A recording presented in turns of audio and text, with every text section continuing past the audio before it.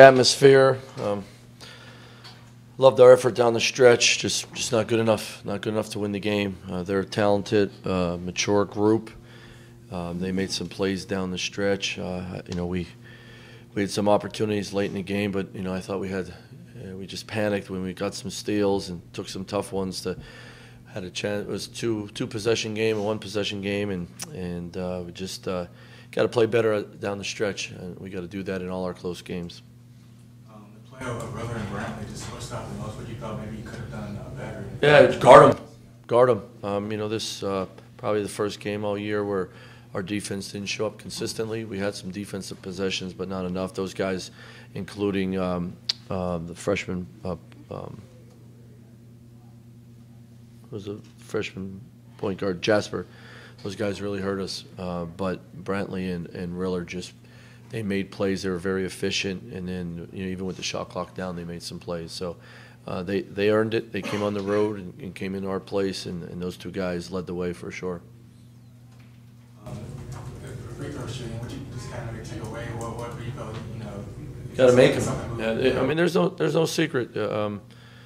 We had some wide open threes today we didn't make, and the right guys shooting them. And I told our guys we got to get to the foul line. We got to drive it, which we really did in the second half. We scored 42 points in the paint in the second half. I think it's pretty darn good.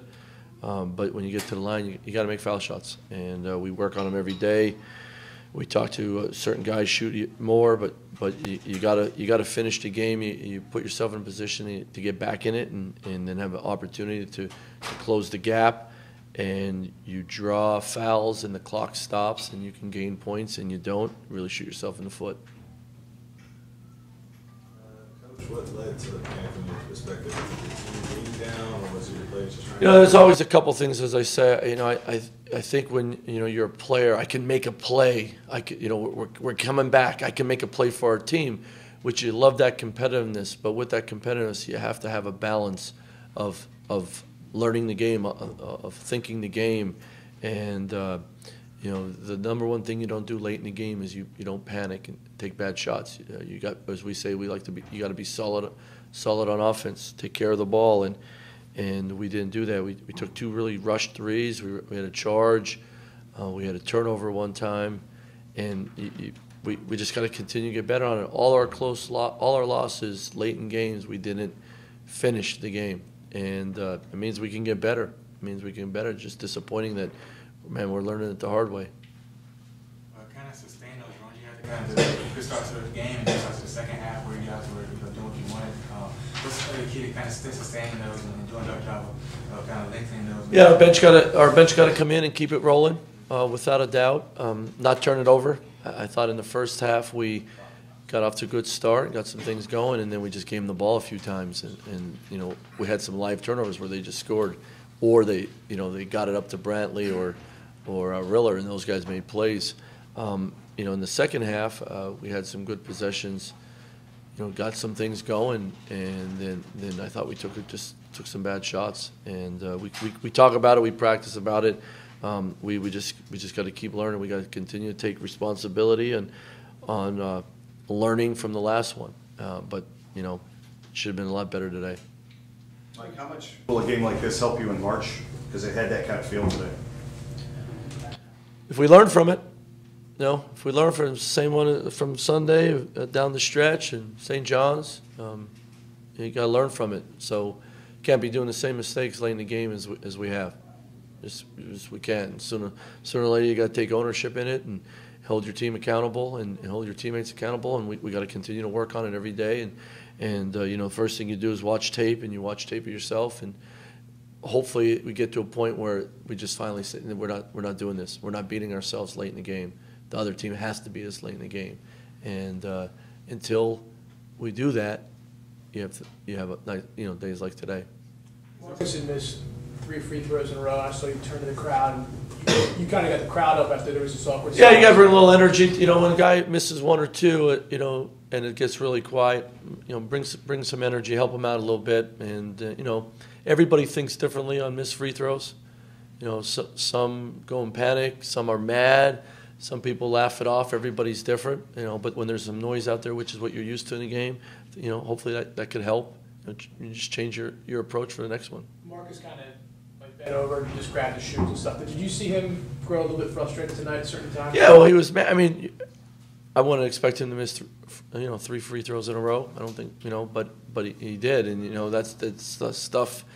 That's sports, man. That's how it goes. And I think when guys expect a lot of themselves, like he and IV and DJ and all our guys, and you don't come through, you get frustrated, you get mad. And the best players, the elite players, learn to be mad but let it go and move on to the next play. And I don't think we always moved on to the next play. And that just shows how much more growth we have in us. We got to learn that.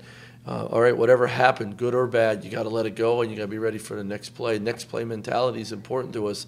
But, coaches can say it until you're blue in the face, and players can say it to each other until players take ownership and not playing frustrated. It's hard, and we got to we got to call it out. We got to talk about it. We got to help them through it, and then hopefully get to a point where you don't play that way.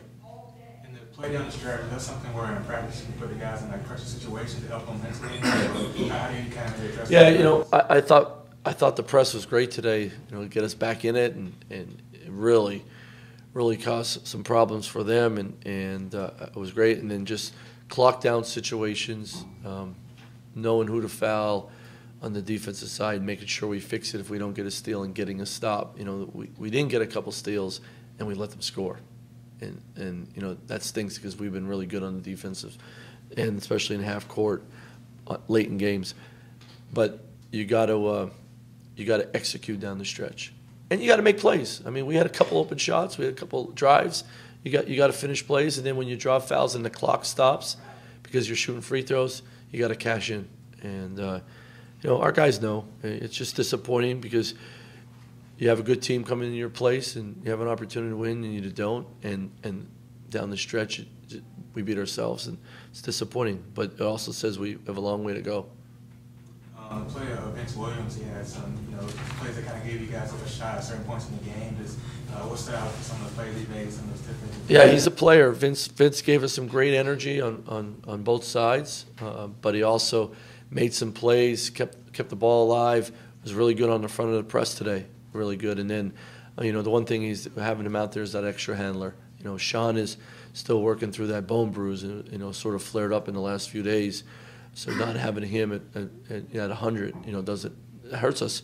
But I thought Vince really stepped up today, and he's capable of doing that. He's a good player. Anything else, guys? Coach, you got Santos Silva. It seems like we get the ball in his hands. He's doing a lot for the team. Is there a way to? I'm sure there's executed plays, but to get the ball more to him. Yeah, you got to throw it into him when he's open. Yeah, we got to throw it into him, and I thought we did that the first half early, established himself, and they were trying to really front him throughout the game, so maybe a little bit of less opportunities, but got to throw it in there. He got himself in the second half a little off balance a couple times, but in our motion. When it's thrown to the wing and he's there, you see him in there, you see his numbers, you got to throw it in there. We work on it, got to continue. Throwing it in the post is not natural to a lot of guys. So we got to teach our guys to do that and get better and better at it, without a doubt. And, he's getting better and better, and he's coming along, and he's becoming a force one-on-one in the post, and that's only going to make us better. I'm really proud of him. Thank you, Coach. You got it, guys. Thanks.